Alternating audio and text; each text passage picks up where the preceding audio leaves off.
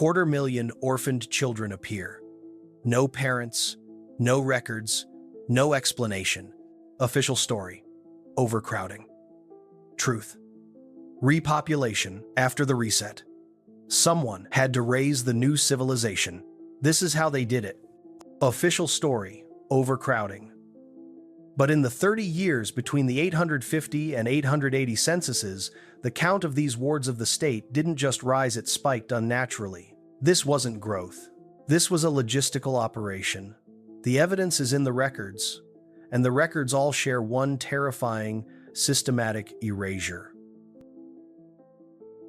Look closely at the faded sepia tones of the late 19th century orphanage photographs.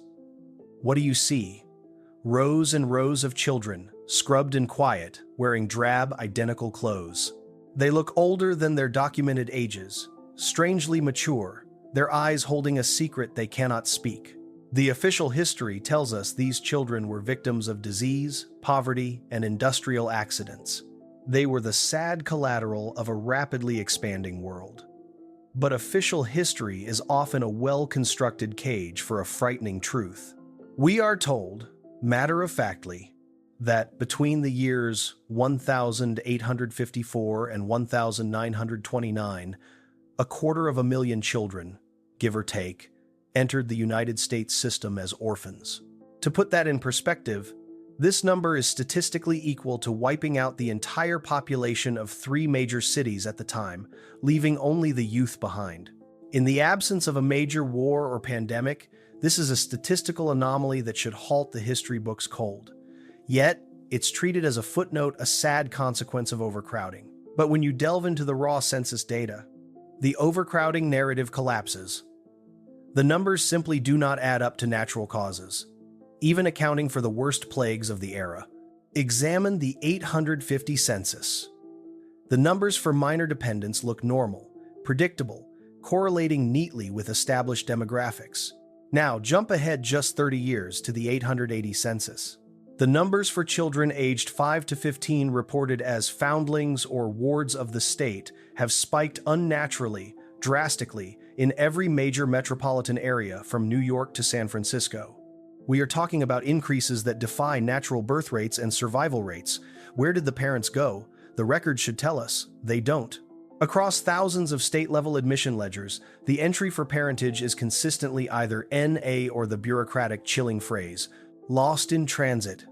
That is not a record-keeping error. That is a deliberate, systematic erasure. A massive civilian population simply vanished, leaving behind only the young and no verifiable paper trail. This statistical impossibility is our first core contradiction, and it demands an answer far larger than accident. It points to a coordinated, high-level administrative decision to eliminate a generation of adults from the historical record. The context is everything. The peak of these admissions, the 1870s, correlates precisely with a period of massive, sudden urban construction and deep secrets. Many of the great ornate buildings erected in that era, the old civic halls, libraries, and opulent townhouses, have their ground levels 6, sometimes 8 feet below the modern pavement. Beautiful stone archways and heavy, decorative ironwork are submerged in the dirt. These aren't basements. These are structures that were suddenly and massively buried. We call this the mud flood. This cataclysmic event would necessitate a fundamental reset of the world's population and history. If a global catastrophic event, a reset, occurred, burying the prior civilization in a slurry of mud and debris, who was left? The survivors would need to be integrated, and the new world would need to be run. But the true question is, who would run the people? The children, ages 5 to 15, are the perfect population for repopulation, old enough to be trainable, young enough to be thoroughly indoctrinated into a new, false, historical narrative. They were the blank slates for the new history, ready to be told that gas lamps were new and monumental buildings were just constructed overnight. My investigation begins in a digitized archival catalog. I'm searching the intake indexes for the New York Orphan Asylum, year 1878. Thousands of names, thousands of lost-in-transit entries. I scanned the page, my hand scrolling, when suddenly, the entire entry for the intake index becomes corrupted. The screen flashed a single, frozen command prompt before going dark. A hidden hand, brushing away the evidence right as I watched. It was proof that the data was not just neglected, it was being actively protected. The system itself was designed with self-destruct mechanisms to hide the truth. I traveled to a local historical society, deep in the stacks. I arranged a meeting with an archivist regarding the late 19th century population shifts.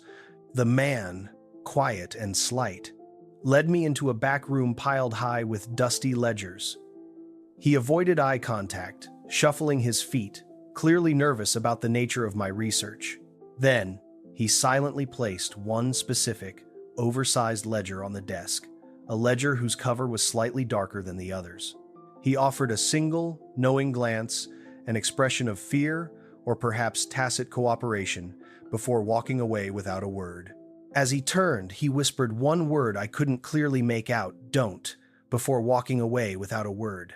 The weight of the past was visibly crushing him. Inside the ledger, among the countless standardized entries, I found a single page that was not archived, not stamped, and had been removed from its sequence and reinserted.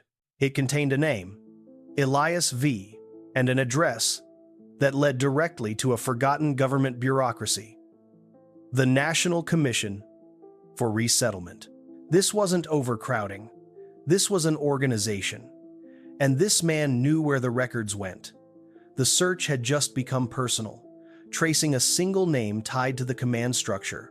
The National Commission for Resettlement, or NCRS, was, officially, a short-lived federal agency established to help assimilate immigrants and deal with urban expansion.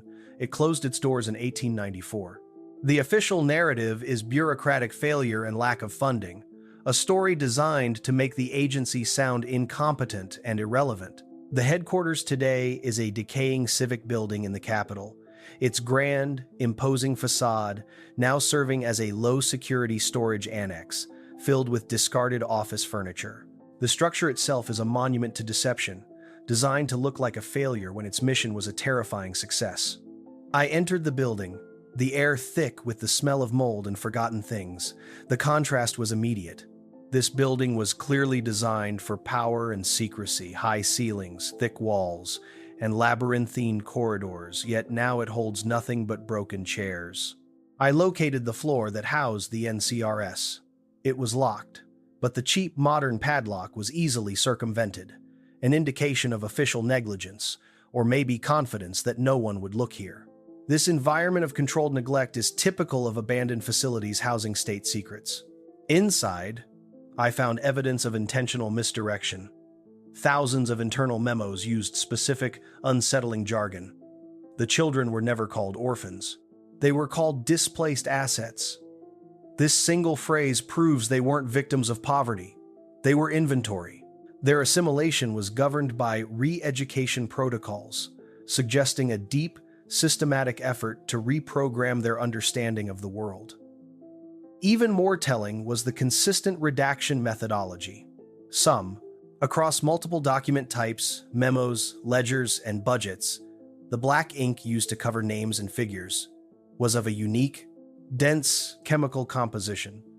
This wasn't local censorship.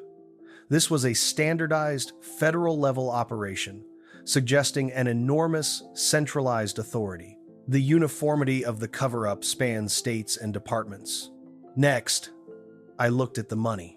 Historical appropriations bills from the 1870s show a massive, sudden, and unaccounted-for spike in funds labeled only as infrastructure and maintenance. The spike correlates precisely with the peak orphan admission years. What infrastructure? What maintenance?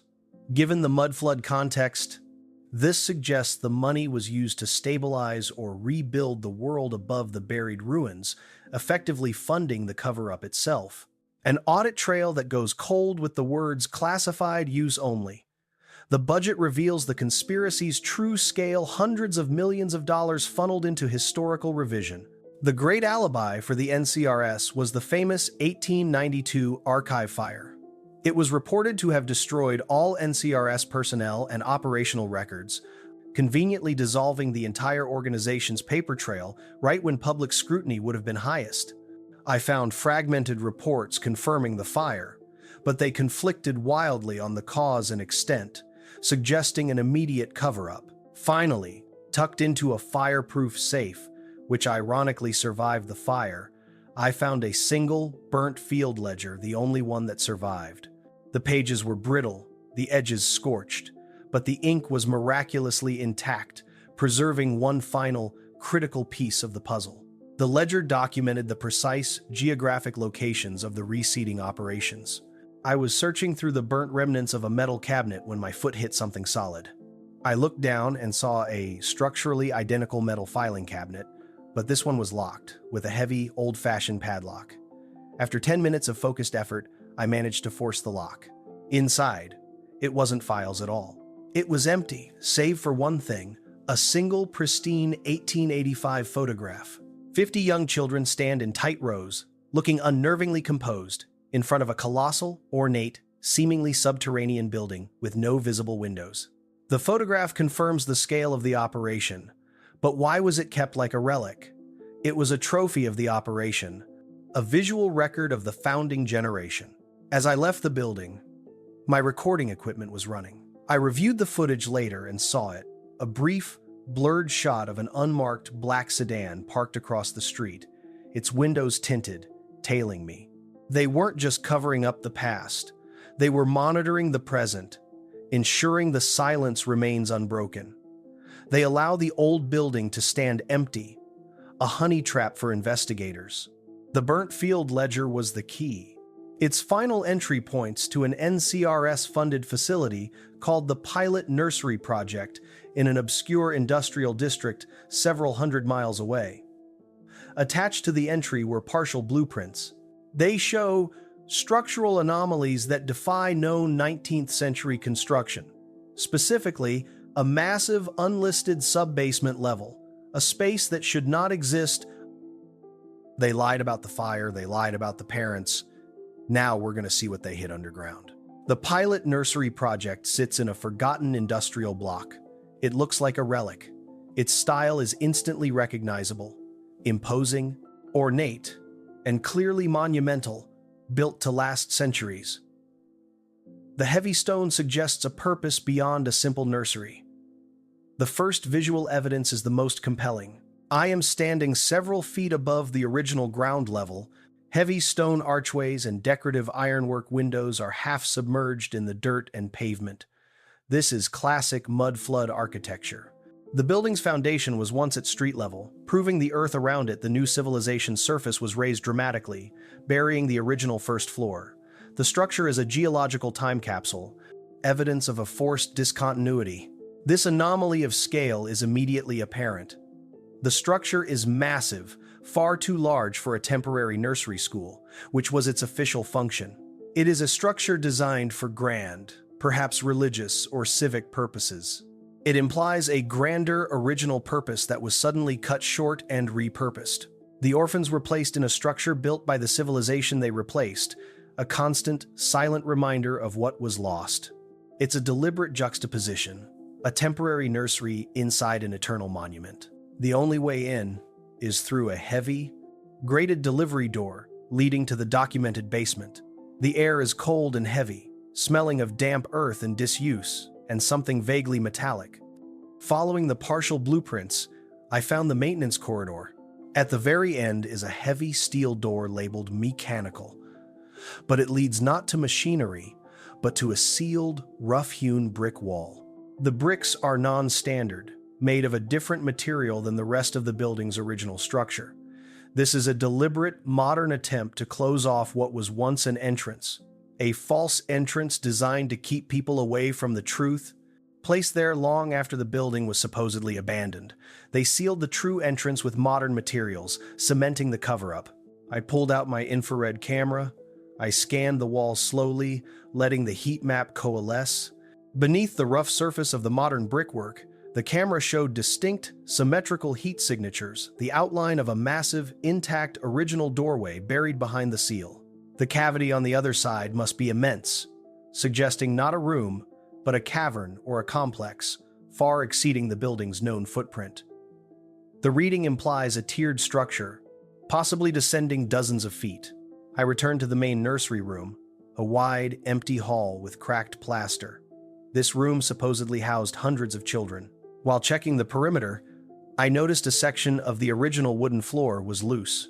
I pried it up and found a small, heavy brass locket. It was cold to the touch.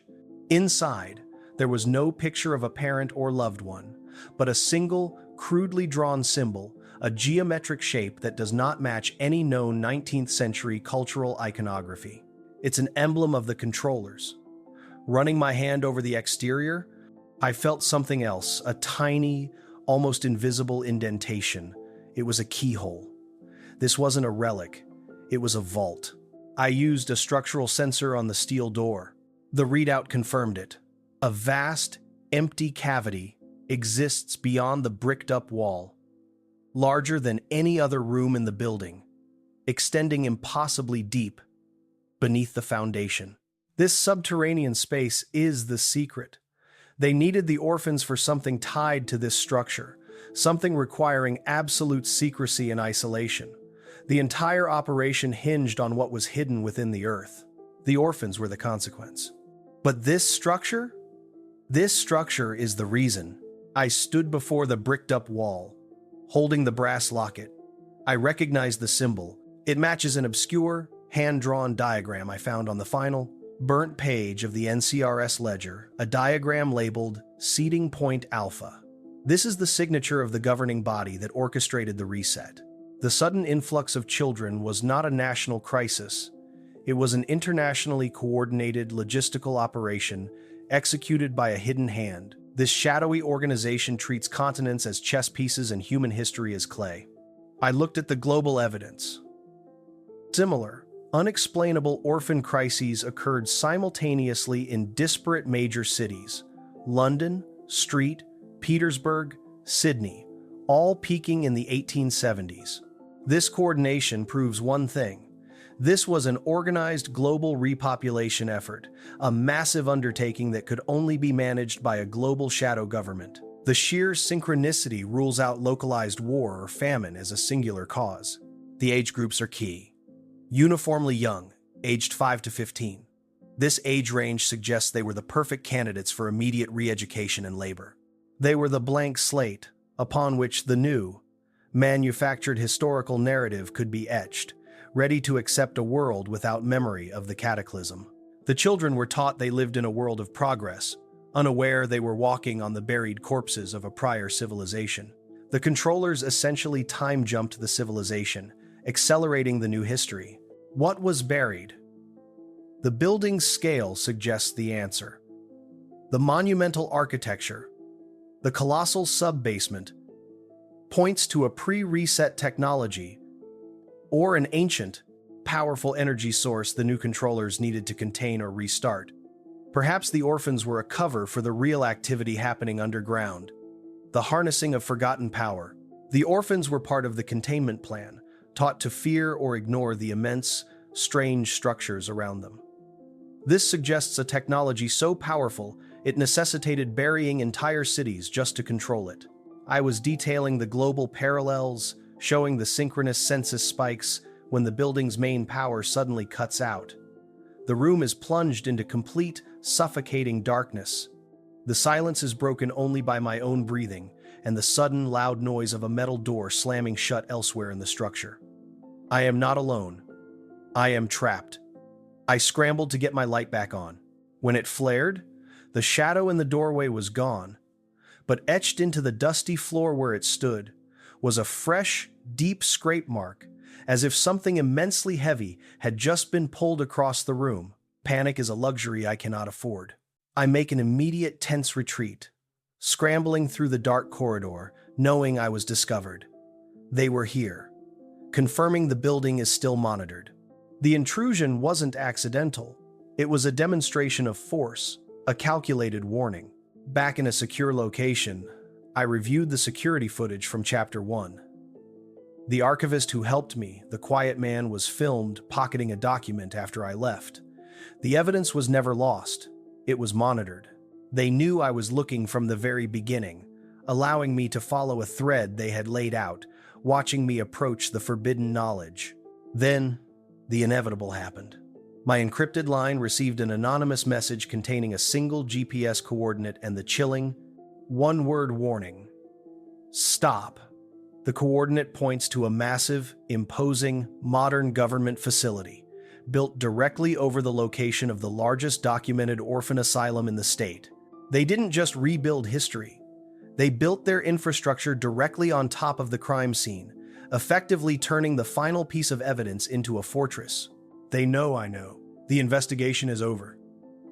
Now, it's about survival and seeing the truth that they still protect. I am safe, for now, surrounded by the totality of the evidence. Monitors display census data, redaction patterns, architectural blueprints, and photographs. The 6,000-word journey leads to one inescapable, terrifying conclusion. The 250,000 orphans were not the collateral of poverty or war. They were the deliberately reseeded population of a world whose original inhabitants were decimated or vanished during the mud flood reset event. The official history of the 19th century is nothing more than a carefully crafted script for the survivors, written by the orchestrators of the reset. Every date, every monument, every historical figure before the 1,870 seconds is suspect. The goal of the controllers was not profit or territory, but the rapid, compliant establishment of a new, easily managed civilization, programmed to believe the current, false history. They installed an entire civilization that owes its very existence to the lie. Every ornate, half-buried structure, every lost-in-transit ledger, every sudden spike in foundlings was part of a single, cold-blooded operation. The new world was built on the backs of stolen children. This vast operation represents the greatest deception in recorded history. I contemplate the most profound, unsettling question. Where did the original parents go? The thousands of people who simply disappeared in the mid-19th century. They were the casualties of the reset, erased from the timeline and swallowed by the event itself. This is the lingering, terrifying unknown, the dark truth that the controllers spent centuries burying. They didn't just hide the past, they eliminated it completely. I played the footage of the GPS coordinate. The massive, modern facility. I watched the security checkpoint. A seemingly routine guard is filmed doing something highly unnatural, staring directly into the camera where my lens was hidden miles away, then nodding once. Then, he touches his chest, right where the brass locket was found. A single, silent acknowledgement that the facility is still run by the controllers and that they have my evidence. This is not a historical case. It is a present danger, proof that the system is alive and watchful. Finally, I took the brass locket. I placed it under a UV light. The light revealed a faded inscription beneath the crude drawing, barely visible, but unmistakable. The final relic of a stolen past, a testament to the grand deception. We were not born, we were rebuilt. The government buildings you walk past every day, the streets you drive on, the history you read in books. It is all a veneer, a facade built upon the suppressed truth of a catastrophic reset. The people who built the system on a lie are still here. They are watching. The architects of the reset have maintained control for over a century and a half. If the system was built on a lie, who are you, really?